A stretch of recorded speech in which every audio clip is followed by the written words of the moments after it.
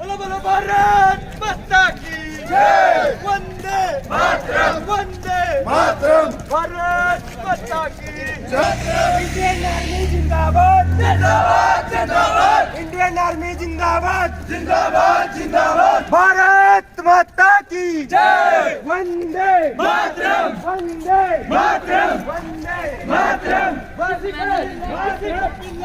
मातरम।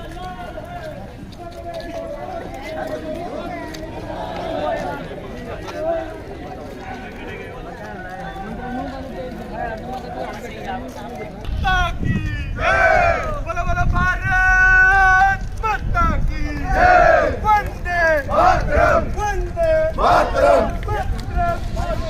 वंदे मातरम, भारत माता की जय।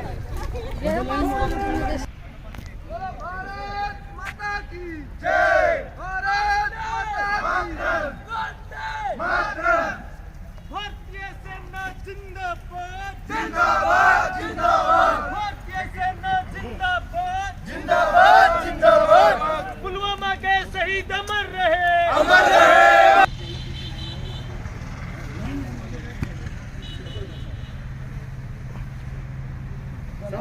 की थाली वहाँ रखवा दो प्लीज।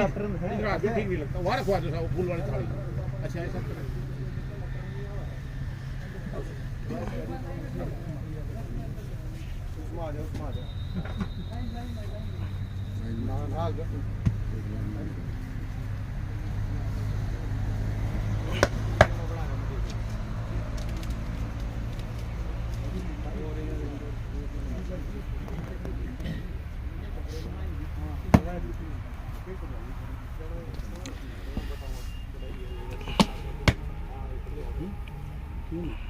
बोलो बोलो भारत माता की जय।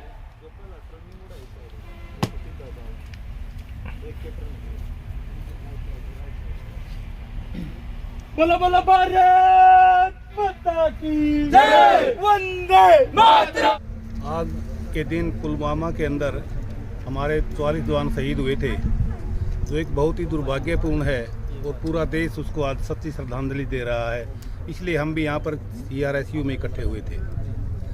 ये जो पुलवामा अटैक था, एक्चुअली इसमें 14 फरवरी 2019 को सुबह 78 गाड़ियाँ एक साथ मूव हुई थी।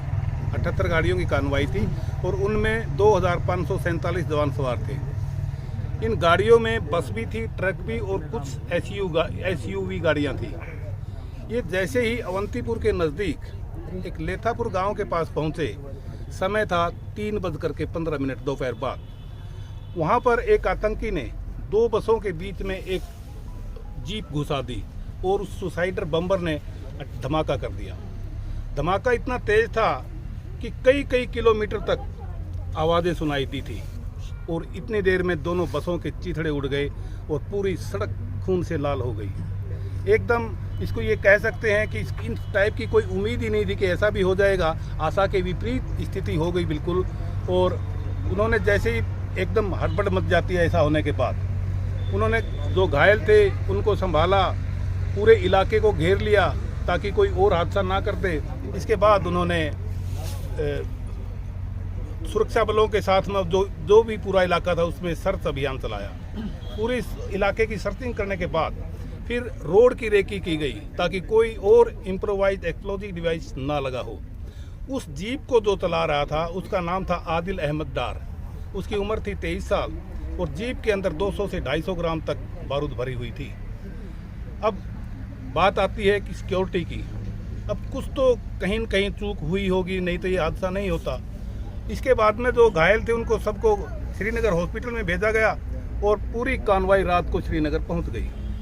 इसके बाद जब आधुनिक अब की बात करें, वो बात 3 साल पुरानी हो गई है, यानी कि हम आज तीसरी बरसी उसकी मना रहे हैं।